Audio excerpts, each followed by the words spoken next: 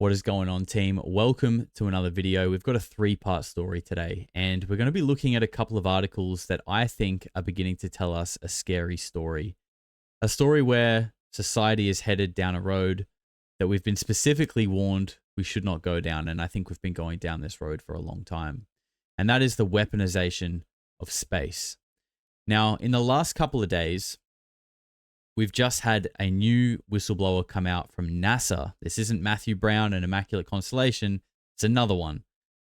And he's been talking about how during his time, he was shown functioning flying saucers with US military, US Air Force specifically, insignias on them. And we have the video of that, and we're going to be looking at that soon.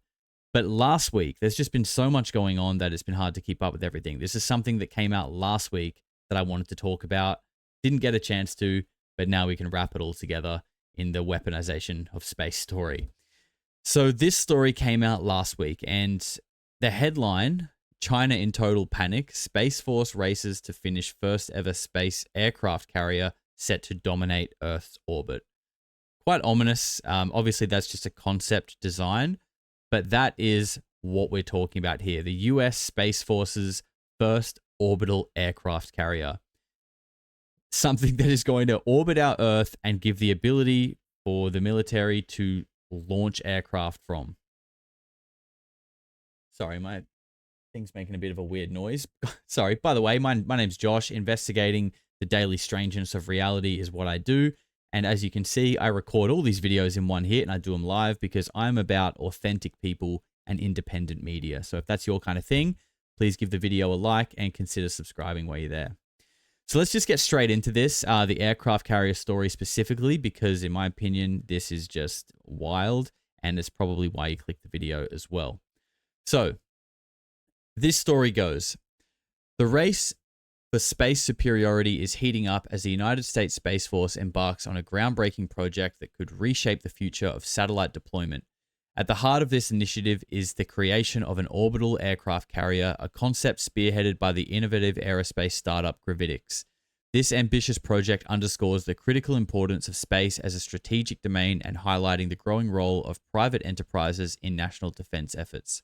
As tensions mount on the international stage, the United States is making a bold statement by investing in technologies that aim to secure its dominance in space. Gravitics has secured an impressive $60 million contract from the US Space Force to develop an orbital aircraft carrier. This revolutionary platform is designed to launch satellites directly from Earth's orbit, providing a faster and more efficient response to national security threats. By bypassing traditional rocket launches, the orbital carrier enhances the military's operational agility in space. Now, you might be thinking, like, what the hell is this article? Where has this come from? I understand. I want you to just take this into consideration and wait until the last story in this video, because that's going to tie everything together. But the first thing I just want to highlight here is that when I look at that craft, I know it's a concept design, but when I look at that craft, $60 million? Is that even going to build the toilet on that thing? Like, $60 million? That's nothing. That's nothing. Doesn't it cost more than that to build like one F-35 jet? I don't know. That's not adding up for me so far, but let's keep going. This initiative reveals the growing interest of the US military in enhancing its orbital presence, especially as the specter of a space arms race looms. The concept is to have a pre-positioned platform in space that can swiftly deploy satellites based on strategic needs. This innovation not only addresses current security challenges, but also positions the United States as a leader in space technology. According to Gravitics officials, the orbital aircraft carrier will offer an unpressurized environment to house one or more satellites. These satellites can be launched as needed, while being shielded from the hostile space environment, thus protecting their batteries and sensitive electronic components. This ability to isolate and protect is vital in an era where electronic warfare and cyber threats are pervasive. Furthermore, the orbital carrier may help conceal satellites from adversaries, adding another dimension to the strategy of space superiority. As Colin Doohan, CEO of Gravitics, stated, the orbital aircraft carrier is a game changer, acting as a pre-positioned launch platform in space. This aligns perfectly with the Space Force's mission to maintain a dominant position in orbit. In addition to developing this orbital carrier, Gravitics is collaborating with Axiom Space on pressurized space module. The diversification into national defense highlights the company's growth trajectory while continuing to offer commercial solutions. Gravitics' vision for space superiority aligns with the Department of Defense needs, paving the way for new market opportunities. This evolution underscores the increasing importance of public-private partnerships in the space sector. By integrating innovative technologies, Gravitics and other private entities bolster the United States space position while driving the development of novel technologies that could have civilian applications. With technologies like the orbital aircraft carrier emerging, we are witnessing the dawn of a new era in space exploration and exploitation. This technological leap could redefine security, surveillance, and communication paradigms. The implications are vast, potentially transforming not only military operations in space, but also the role of private companies in this dynamic. As the Space Force and companies like Gravitics prepare for future challenges, it is crucial to ponder the future of international space cooperation. How will these innovations shape relations between nations? More importantly, how can we ensure that space remains a domain of shared peace and progress? So that's obviously wild, right? There's a lot there, but the big red flag for me is how the money doesn't add up. Now, that doesn't necessarily mean this whole thing's fake. I mean, the Space Force was obviously established for a reason, and I know they have a headquarters, but I have always kind of thought, like, it's kind of funny that, like, they're this branch of the military, but, like, where are your vehicles? Where are your, the Navy have boats out there, the Air Force have their jets, the Army have tanks and whatever. Where are yours? Like, what do you have? You're just an invisible department. You know what I mean? So it does kind of make sense that something like this is the next step for the fourth branch of the United States military. But let's just keep that in the back pocket for now. We're going to get into the NASA whistleblower story, and then we'll come back, like I said, to tie this all together at the end. So as we obviously are gearing up for the militarization of space, this man here, excuse me, this man here is Dr. Greg Rogers. He just came out in the last couple of days and blown the whistle on something out of this world that he saw during his time at NASA. And shout out to Patrick from Vetted. By the way, he did a great job covering this, and we're going to hear more from him in a moment because he had some really interesting takes on this story. And I'm going to leave a link to his video on this below because he went into far more depth than I do. But I just wanted to say a couple of my own things as well. So before we do, let's listen to the video testimony from Greg Rogers himself and see what he had to say. After holding this inside for 32 years, with me just retiring, I'm going to tell this story. But once I joined the Air Force, I was made the Chief of Aerospace Medicine at Cape Canaveral. I had to oversee the medical aspects of all of the launch operations at Cape Canaveral. That day I had decided I would go up to the Cape and spend time, because most of the time I was in the flight surgeon's office back at Patrick Air Force. I had to oversee what the contractors were doing. They're going to show me this thing. It's the last thing I'm going to look at the Cape, and then I'm going home. No big deal. As I'm leaving the prep room, this guy's standing there and he says, "Hey, I want to show you something." I just thought, what's he going to show me? He convinced me to go into the room. As soon as we go into the room, he shuts the door, he locks it. He flips the louvers closed. Then he sits down, he turns on the console, he turns on the computer, and he said, "This is going to blow your socks off." All of a sudden, up on the screen comes this closed circuit television feed. If you showed the hangar with my helicopter in it, it would have looked just like that, except it's not my helicopter. This thing's a flying saucer. When I saw the markings, I just thought, oh, it's an experimental aircraft. When that thing rotated and I saw U.S. Air Force and a U.S. flight insignia, I was absolutely shocked, because I've seen pictures of flying saucers doing all kinds of stuff. I never saw one that said U.S. Air Force on it.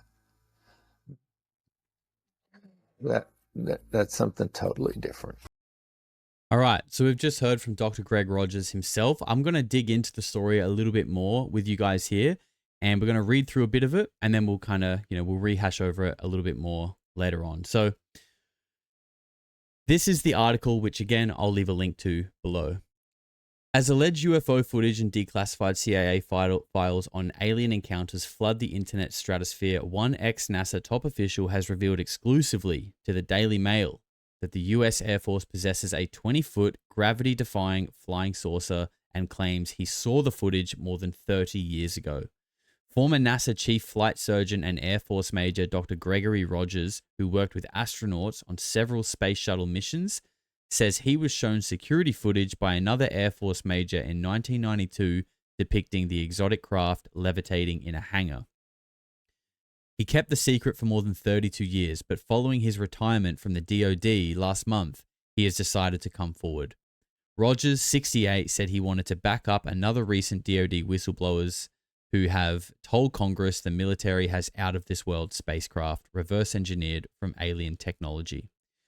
I know exactly what I saw that day, and it was in no fashion a conventional flying vehicle, he told the Daily Mail. I've heard a number of members of Congress express their desire to hear more of the experiences of any additional whistleblowers. Therefore, I am presenting my story. One afternoon around April or May of 1992, he was about to go home after inspecting a facility on the base where satellite components were assembled when a US Air Force major approached him in the corridor. He says, "Hey Doc, I got something to show you. It'll knock your socks off." He didn't recognize the man, but Rogers' job involved caring for hundreds of patients, so he said it was not unusual to be approached by servicemen who knew him, but whom he had forgotten. I can understand that. The major ushered him into a room with computers, locked the door, and closed the blinds. I'm thinking, what on earth is this guy doing? Rogers said. He sits down at the computer console. It takes several minutes, and then all of a sudden, up on the screen comes this closed-circuit CCTV feed. So basically, at this point, he's in a room with a guy he doesn't recognize who, as a Air Force senior official, with another Air Force senior official who he doesn't really recognize, he is shown this vision on TV of inside an aircraft hangar where there is a flying saucer that has the United States Air Force label on it and in the US Air Force insignia. It's the US military labeled craft. He sees it levitate up off the ground, it turns, and then it goes up onto a 45-degree angle. And he specifically talks about how by going up onto that 45-degree angle and not moving either way, it proved to him that this is some kind of exotic propulsion that he had no idea about. Now, what's interesting here, the statement below the picture says, a drawing of the ship that Rogers mapped out for the Daily Mail. He said the ship had no apparent antennas or flight control surfaces and had about four horizontal rectangles spaced evenly around the middle. And it's dated 1st of May, 2025. It's 4 days ago. So this is all very recent. Now, what's interesting, though, is that when I look at that picture, that little thing on the top of the craft looks like an antenna to me. I can't think of maybe you could call it a rod, but I would say a rod is like an interchangeable word for an antenna almost. So I found it weird that there's like a direct contradiction from the photo and the caption. I don't really have any more on that. It's just something that I noticed that I thought was strange. And I know there's a lot of things about this that Patrick thought was strange as well. And I'm going to play some of them in a moment because he had some great takes. But I think we'll just go to the next slide from here. The ex-NASA doctor said the footage showed several men, some in lab coats, some in hazmat-type bodysuits, busy around the vehicle. So this is when he's watching the feed in the room with this guy. Then on the audio, he heard a loud horn-type sound and the technicians moved out of the shot. What happens next surprised him. I hear and see these things that look like electromagnetic charges coming off this vehicle, but there's no devices from which they're emanating. All of a sudden, it just lifted up as smooth as could be. Once it got about 3 feet above the concrete surface, it rotated completely around clockwise 1 revolution. Then it revolved counterclockwise 1 revolution. The rotation revealed writing on one side. It said US Air Force, and it had the US flying insignia, he said. I'm thinking, this is ours. And this is crazy, right? This is a guy who is high level in not only NASA, but the US Air Force. And he's got no idea about this. And if this is true, it just speaks to the insane compartmentalization of things that it's no wonder this whole thing is so murky. Now, I want to hear from Patrick a little bit here, because Patrick's been on this channel before. Awesome dude, skeptical guy. I think we learned that in his interview on my channel. He's the kind of guy who wants to see hard evidence before he really buys into anything, and I respect that. And I think that attitude to things has actually helped raise some really great points about this whistleblower. So let's check this out. I would think even though you retired from the DOD, if it was classified, how can you still talk about it? And to be fair, this whole idea that this is a Daily Mail exclusive, I have a little information on that, actually. There is another UFO podcaster out there. I don't want to really start anything, so who has been touting for the last couple of weeks or even longer that watch out for May 5th, watch out for May 5th. I've got an exclusive coming, yada, yada. And yesterday they dropped like a little teaser about this NASA. It's this guy. So they've been dealing with, right? Rogers has clearly been dealing with this other podcaster. Last month, the same month he was allegedly supposed to retire. So either it happened, and these are things you plan ahead. So clearly he was planning to do this before he retired. So he was probably talking about, before he was going to retire, about classified stuff to, UFO podcasters, and then going to the Daily Mail. That, I got to admit, that's a little bit of a red flag. You served our country for so long, you were just going to talk to some random UFO podcaster about this beforehand. It seems a little strange to me. Why would some only need to be in lab coats and others need to be in hazmat suits? I feel like if there's people around you in hazmat suits, you're going, where is my hazmat suit? This just seems so strange, right? It just seems straight out of a movie. Just straight out of like totally a movie, which is unusual. Why would this Air Force major go to Rogers just to show him this? If it could get him in trouble, to show off for what? He doesn't even know him. Show off, wouldn't you show off to your friends, not to some randoms? He's not like this celebrity on the base that he needs to show him this. So, and then you would have to ask, wouldn't this major have shown it to other people too and done the same thing? Or this is the only time he sort of brought in somebody and said, hey, look at this, man, you're not supposed to see it. And then basically lie to your superiors when they come into the room. He's got some really interesting points there. And by the way, if anyone knows who the UFO podcast is that he's referring to there, that is also meant to be talking to this guy, let me know in the comments, because I've got no idea. I don't think I've heard anything about that. So if anyone knows, let me know.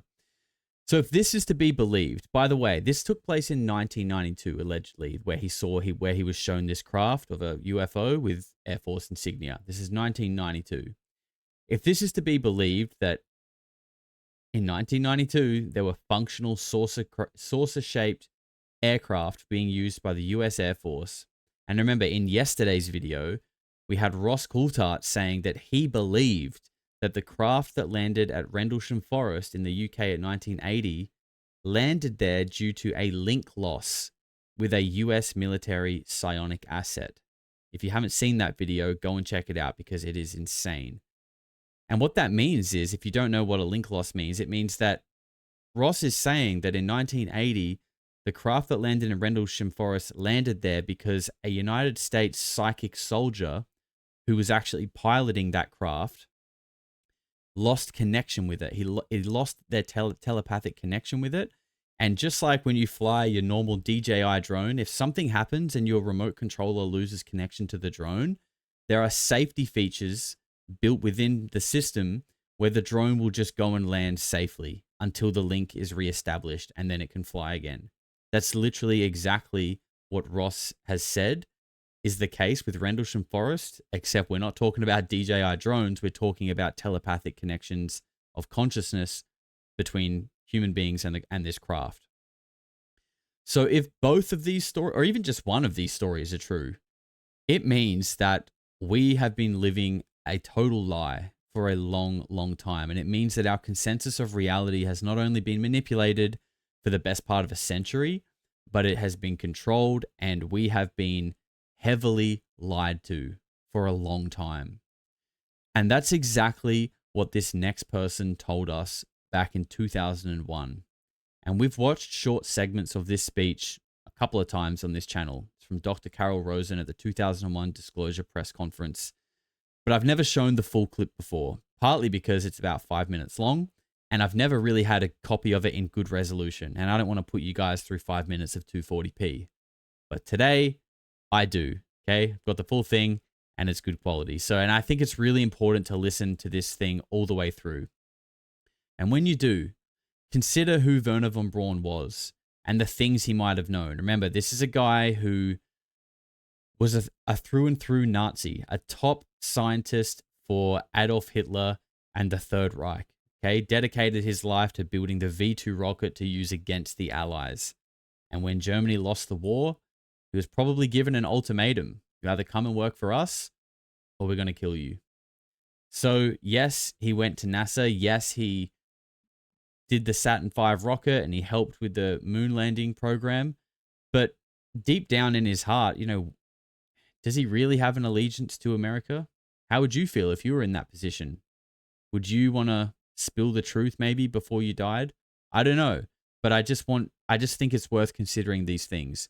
So consider that. Think about the two stories that we've just listened to about the weaponization of space, things not quite adding up, secrets, things that the Air Force have had and the government and military have been operating for a long time without telling us boo about it. I'm going to let this clip take you out today, guys. And like I said, keep everything in mind. Don't fully subscribe to everything, and just think about what this could mean. I really appreciate all your support, your comments, all of that stuff, guys. It really does mean a lot to me. Keep being good to each other. It doesn't cost anything to be kind, right? Get outside, touch some grass, and I'll see you all next time. Good morning. My name is Carol Rosen. In 1974, after being a sixth grade school teacher, I was introduced to the late Dr. Wernher von Braun in the U.S., the father of rocketry. In my first meeting with him, during that first 3.5 hours, he said to me, "Carol, you will stop the weaponization of space." And I said, teachers don't stop until June. He said, "No, you have to understand, this is February, and we have to prevent the weaponization of space because there is a lie being told to everyone that the weaponization of space is now first being based upon the evil empire, the Russians. There are many enemies," he said, "against whom we're going to build this space-based weapon system, the first of whom was the Russians, which was existing at that time. Then there would be terrorists. Then there would be third world countries. Now we call them rogue nations or nations of concern. Then there would be asteroids." And then he would repeat to me over and over, "And the last card, the last card, the last card would be the extraterrestrial threat." Well, at the time, I kind of laughed when he said asteroids, and when he said extraterrestrials, I knew I wasn't going to deal with that subject. And now we hear on the news just today, this week, that they've slid in another enemy. Only this time we're going to protect our satellites. In other words, we have to have some reason to spend these trillions, to waste these dollars on a space-based weapon system, and they're all lies.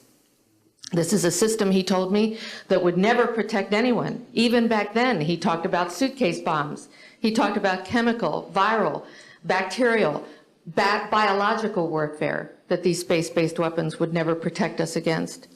And then he told me that, in fact, if you travel around the world, which I did after he died in 1977, I met with people in over 100 countries who were friends. They didn't want to build space-based weapons. I became a space and missile defense consultant.